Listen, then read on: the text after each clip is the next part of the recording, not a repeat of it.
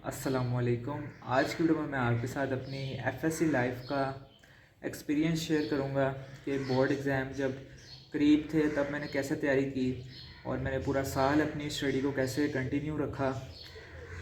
तो first of all मेरा campus 8 था पंजाब कॉलेज, फ़िरोज़पुर रोड पे जो है जो है ये फ़िरोज़पुर रोड के करीब पड़ता है। तो कैंपस 8 पंजाब कॉलेज में मैं पढ़ता था। तो कॉलेज का फ़र्स्ट डे जो था तब तो बहुत सारे बच्चे नर्वस भी होते हैं। बहुत मतलब अच्छी लाइफ थी कॉलेज की। फ़र्स्ट डे भी काफ़ी अच्छा था और लास्ट डे भी जब हम कॉलेज से निकलते हैं वो वक्त भी बहुत अच्छा होता है। जब हम कॉलेज के अंदर एंटर होते हैं तो वो वक्त भी बहुत अच्छा था।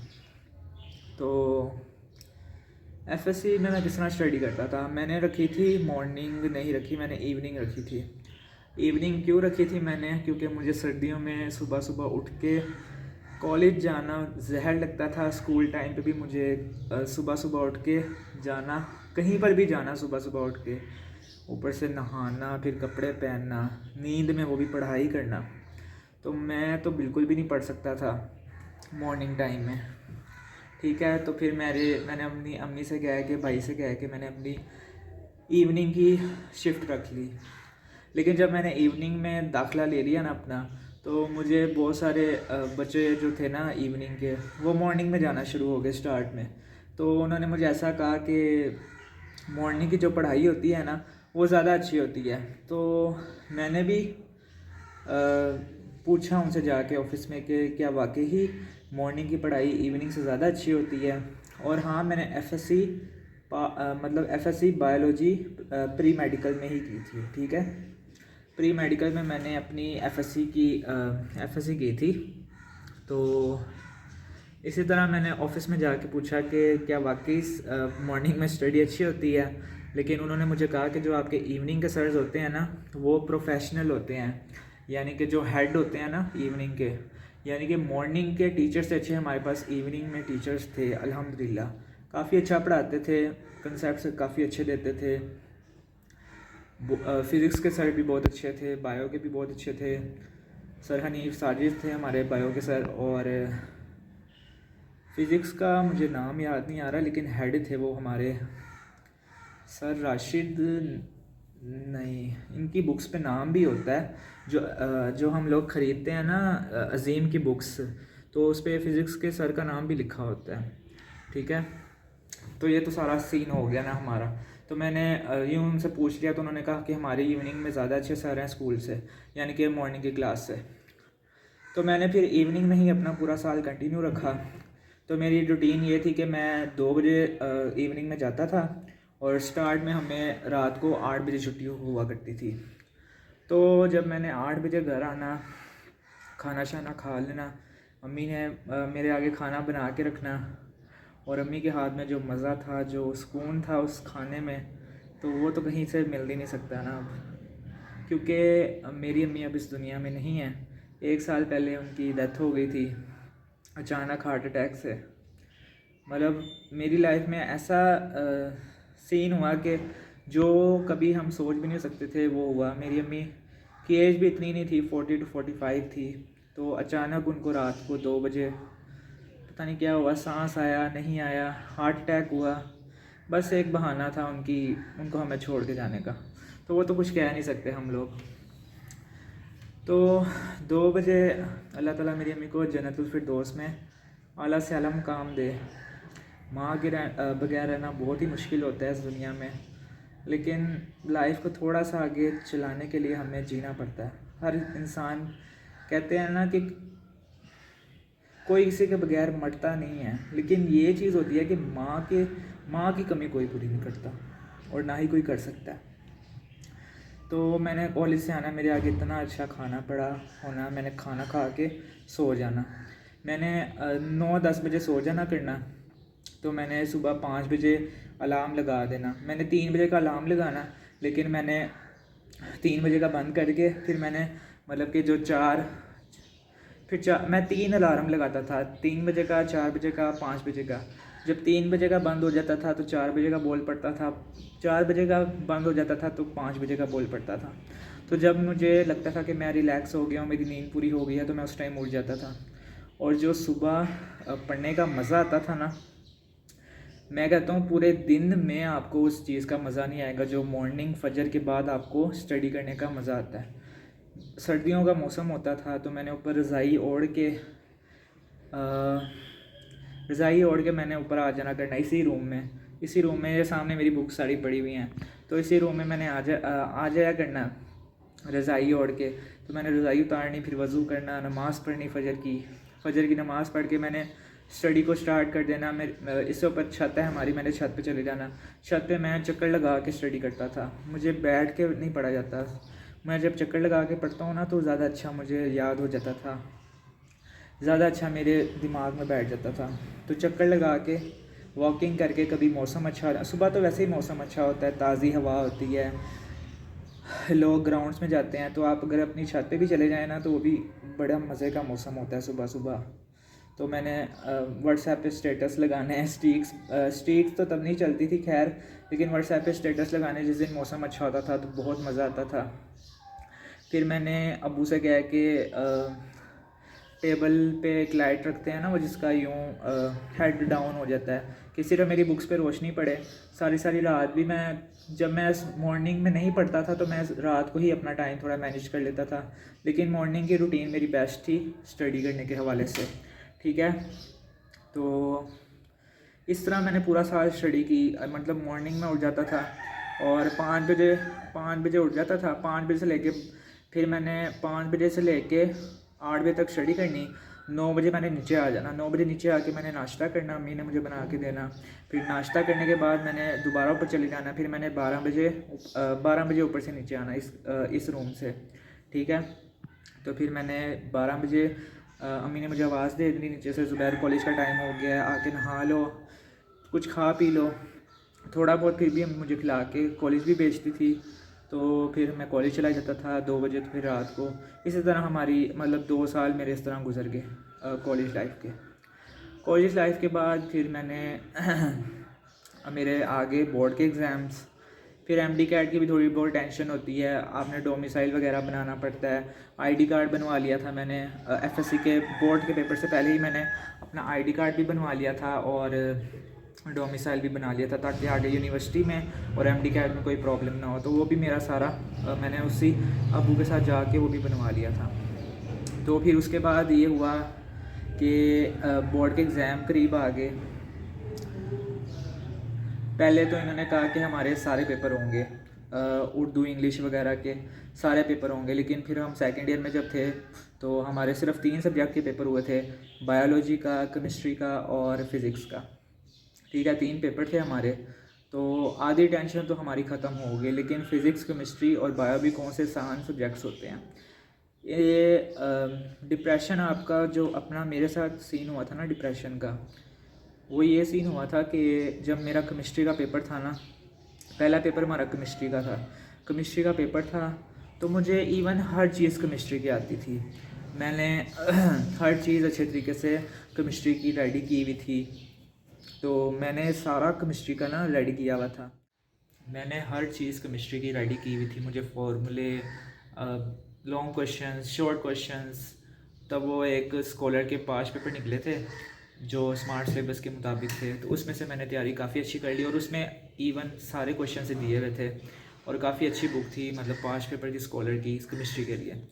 तो मैं मतलब लास्ट जो मंथ थे ना, मैंने उस बुक से रेडी किया बायोलॉजी, फ़िज़िक्स और इसका न्यूमेरिकल्स भी इम्पोर्टेंट थे, और न्यूमेरिकल्स बायो के भी डिफरेंस वाले क्वेश्चंस उसमें थे, काफ़ी अच्छी उसमें स्कॉलर के आप लोग नोट्स बाय कर सकते हैं, ठीक है। इस ईयर के भी आप बाय कर लें अगर आप लोग एफएससी के सेकंड ईयर के पेपर दे रहे हैं। तो इस तरह जब लास्ट डे था ना, मतलब सुबह मेरा पेपर था केमिस्ट्री का, तो हुआ ये कि मैं आखिरी रात ना टेबल लैंप लगा के ना, जो फोल्ड हो जाता है, मैंने इसी तरह ना अपनी रिवीजन स्टार्ट करना शुरू कर दी। तो मैं अपनी रिवीजन को, मुझे इतना उस टाइम पे डिप्रेशन हो गया, उस रात को मैंने बताऊँ क्या किया, मैं ना पेन में ना इंक भरने बैठ गया तो इंक भरने पे मुझे 1 घंटा लग गया। सारे पेन को रेडी करते, अपनी ज्योमेट्री रेडी करते, अपने रोल नंबर स्लिप को निकाल के उसको अपनी ज्योमेट्री में सेट करते करते मुझे 1 घंटा लग गया। पूरा दिन तो मैंने पढ़ा ही पढ़ा था, लेकिन मैंने 1 घंटा ना अपने ज्योमेट्री पे वेस्ट कर दिया तकरीबन। मुझे ऐसा लगा मैंने वेस्ट कर दिया, लेकिन मैंने उस घंटे को वेस्ट नहीं किया, क्योंकि वो मैं काम ही कर रहा था ना अपना, क्योंकि सुबह तो ज्योमेट्री लेके जानी थी। तो हुआ ये कि मैं ना ज्योमेट्री रेडी कर ली मैंने अपनी, तो मैं ऊपर चला गया। 1 घंटा लगा। तो हम लोग छत पे सोते थे तब, तो अम्मी अबू वगैरह सारे छत पे आ गए सोने के लिए।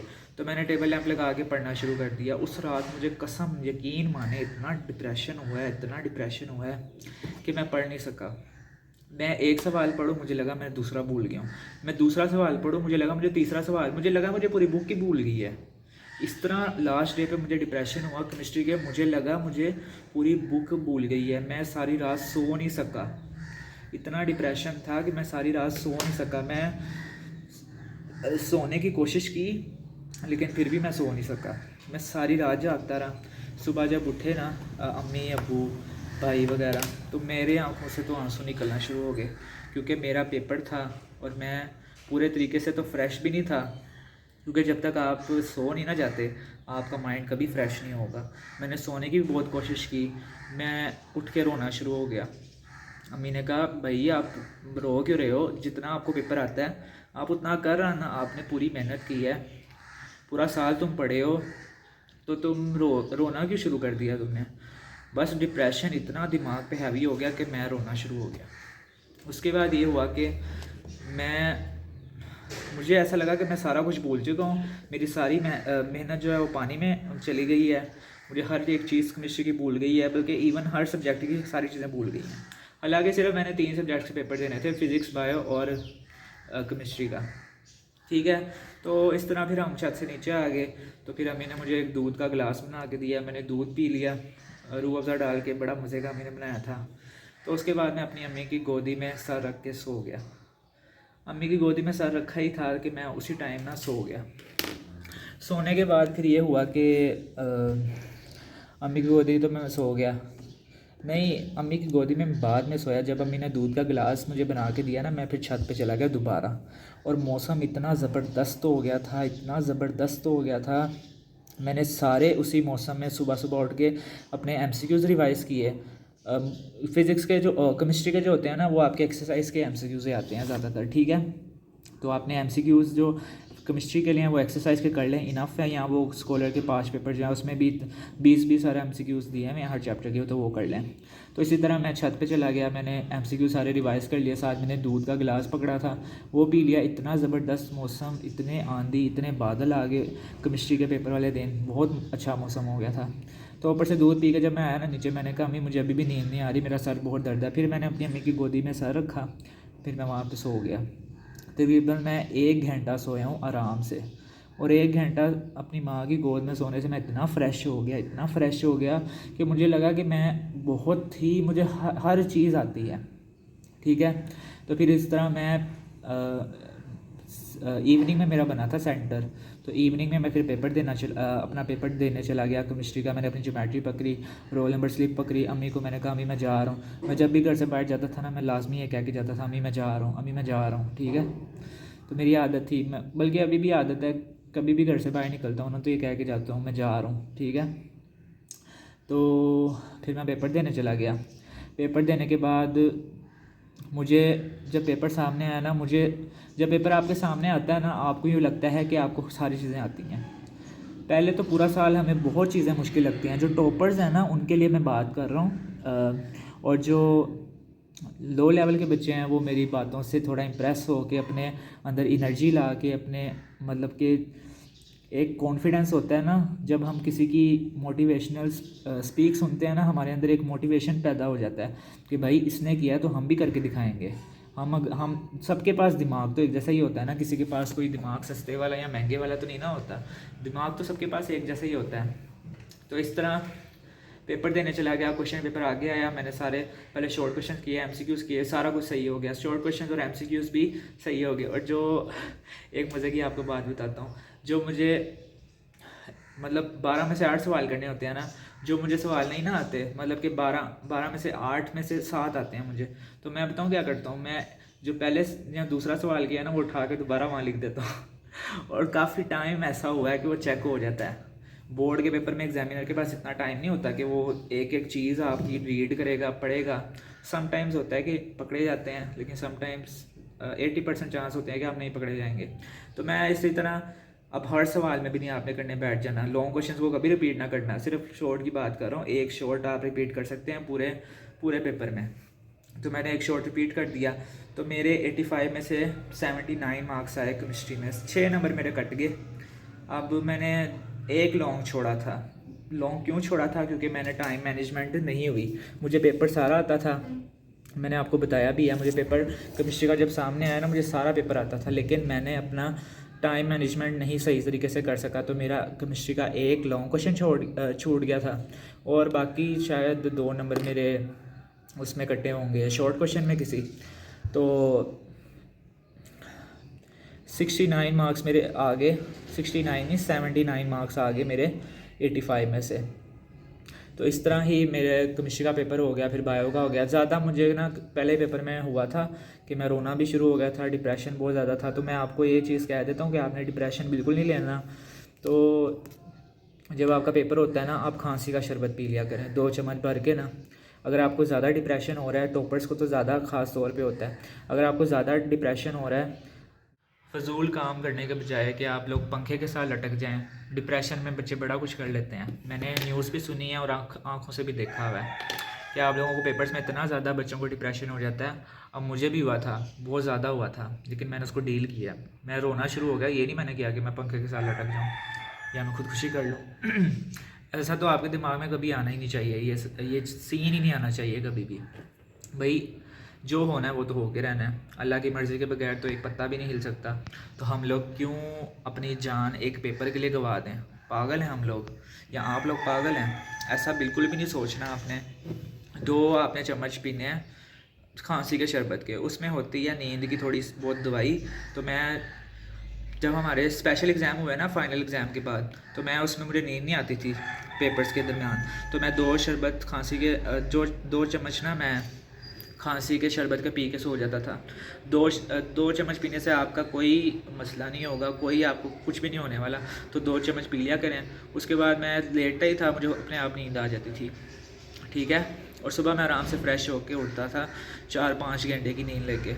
तो यही मेरी रूटीन थी एफएससी की। मैं किस तरह स्टडी करता था, मॉर्निंग स्टडी बेस्ट होती है। फिर मैंने अपने पेपर्स में डिप्रेशन को कैसे हल किया, मैंने आपके साथ सारा एक्सप्लेन कर दिया। फिर बोर्ड का पेपर ख़त्म हो जाता था तो बाहर सेंटर में निकलते थे, ये लॉरेंस सेंटर बना था मेरा। फिर उसके बाद बाहर वो लगता था बेसन वाला नान, साथ हरी मिर्चें और पकोड़े, तो वो उन्हें मुझे लेके देने, वो भी बड़ा मज़ा आना खाने का, बड़ा मज़ा आना। बोर्ड के पेपर देने का ना वैसे ही बड़ा मज़ा आता था। फिर मैंने जब भी बोर्ड के पेपर होते थे ना, मम्मी मुझे 7 पैसे दे देती थी भाई। कभी सेवर के चावल ले आता था, कभी कुछ, बहुत मज़ा आता था पेपर दे के आके। फिर आगे मैंने सो जाना पेपर दे के आके, फिर उठ के फ़्रेश होके दोबारा अगले पेपर की रिवीजन स्टार्ट कर देनी। तो यही रूटीन है। डिप्रेशन में आपने बिल्कुल नहीं आना, और अपने माँ बाप का, आप जिनके माँ बाप ज़िंदा हैं आपके पास हैं, आपकी अम्मी आपका ख्याल रखती हैं, तो उनके लिए आपको कुछ ना कुछ बन के दिखाना है। उनके ख्वाबों को आपने पूरा करना है, ठीक हो गया। ख्वाबों को उनके पूरा करना है, उनको उन्होंने जो आपके लिए किया है उसका बदला आपने उनको देना है, कमा के उनको खिलाना है। अब मेरे नसीब में तो नहीं था कि मैं अपनी माँ को कुछ करके दिखा सकूँ, या मेरी अम्मी के पास इतना टाइम नहीं था कि मैं करके दिखा सकूँ उनको कुछ, तो वो तो मुझे छोड़ के चली गई। लेकिन आप लोगों के अगर माँ बाप ज़िंदा हैं, आपके पास हैं, तो उनकी कदर करें, उनको कामयाब होके दिखाएं। अगर वो आपके पास आप पर इतना पैसा लगा रहे हैं, तो आपको भी चाहिए कि उनका थोड़ा सा हक अदा कर दें, ठीक है। तो उसके बाद मेरे एफएससी के एग्ज़ाम हो गए, ठीक है। रिज़ल्ट भी आ गया। तो रिज़ल्ट हम लोग रिवील अभी नहीं करेंगे, मैं अभी रिवील नहीं कर रहा रिज़ल्ट। फिर उसके बाद एमडी कैट हो गया। एमडी कैट की तैयारी के लिए मैंने स्टेप की अकेडमी ज्वाइन कर ली। स्टेप की अकेडमी ज्वाइन करने का कोई फ़ायदा नहीं हुआ मुझे, सही बता रहा हूँ आप लोगों को। स्टेप की अकेडमी में आपको इतना मतलब सुबह मैं जाता था 8-9 बजे और दोपहर को हमारे पास 3 से 4 बज जाते थे हमारे पास मुझे छुट्टी होते होते। सैटरडे संडे भी ऑन था, ठीक है। तो इसी तरह एमडी कैट स्टार्ट हो गया, तो एमडी कैट की क्लासेस हो गई।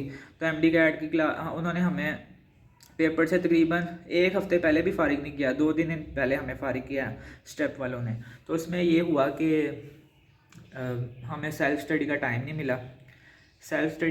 नहीं मिला। फिर घर आके वो 2 टेस्ट दे देते थे, 2 टेस्ट पेपर, तो उनको आपने घर से सॉल्व करके लाना था सॉल्यूशन। अगर नहीं होता था तो वो क्लास में वही करवाते थे। एक दिन वो टेस्ट को सॉल्व करवाते थे और एक दिन वो सारे मतलब स्टडी करवाते थे, और शेड्यूल सारा उनका एक बना हुआ था। लेकिन उसके अगर आप कोई भी अकेडमी ज्वाइन करते हैं ना, तो आपके पास सेल्फ़ स्टडी का बिल्कुल टाइम नहीं होता। तो एमडी कैट भी निकल गया, लेकिन एमडी कैट के पेपर में मुझे इतना डिप्रेशन नहीं हुआ, मैं आराम से चला गया देने। तो एमडी कैट जब हमने दिया तो टैबलेट्स पे हुआ, धांधली हुई बहुत ज़्यादा, सब बच्चे जानते हैं। टच, जैसे मेरे सामने वो पड़ा है टैबलेट, मैंने टच करता भी नहीं था, बस मेरा हाथ ना थोड़ा सा ऊपर होता था तो वो टच अपने आप ही हो जाता था। तो 2-3 MCQs तो मेरे इस तरह ही गए थे फजूल में। तो इस तरह मेरा एमडी कैट हो गया। एमडी कैट सेंटर में गए, आराम से बैठ गए, टैबलेट्स पकड़ा दिए, ऑन कर दिए। अब अल्लाह जानता है कि रिज़ल्ट उनका सही था या नहीं था, धांधली हुई थी या नहीं हुई थी, ये तो अल्लाह जानता है। बाकी हमने तो अपना 100% दिया था, और बाकी बच्चों ने भी, मुझे उम्मीद है कि अपना 100% ही दिया होगा, ठीक है। तो एमडी कैट भी हो गया, एफएससी लाइफ भी गुजर गई। तो सारी चीज़ें मैंने आपके साथ शेयर कर दी। तो आपने डिप्रेस बिल्कुल नहीं होना। एमडी कैट हो, एफएससी एग्ज़ाम हो, 10th के एग्ज़ाम हो, जिस क्लास के भी आपके एग्ज़ाम है ना, आपने डिप्रेस बिल्कुल नहीं होना। अल्लाह ताला के लिए बस अल्लाह ताला से कहें कि हमारी मदद फरमा, हर चीज़ में अल्लाह ताला आपकी मदद फरमाएगा। नमाज़ आप लोगों ने पढ़नी है 5 वक्त की, और दुआ करनी है अल्लाह ताला से ज़्यादा। आपने कमेंट सेक्शन में मुझे लाजमी बताना है कि आपको मेरी वीडियो कैसी लगी, मोटिवेशनल थी या नहीं थी, और इस दफ़ा आप लोग एफएससी में कितने मार्क्स लेंगे। आपने अपना टारगेट मुझे कमेंट सेक्शन में लाजमी बताना है, और आपने मेरी अम्मी के लिए ख़ास तौर पे दुआ करनी है, अल्लाह ताला मेरी अम्मी को जन्नतुल फिरदौस में आला मुकाम दे। मिलते हैं नेक्स्ट वीडियो के साथ, तब तक के लिए मुझे और मेरी अम्मी को अपनी दुआओं में याद रखें। अल्लाह हाफिज़।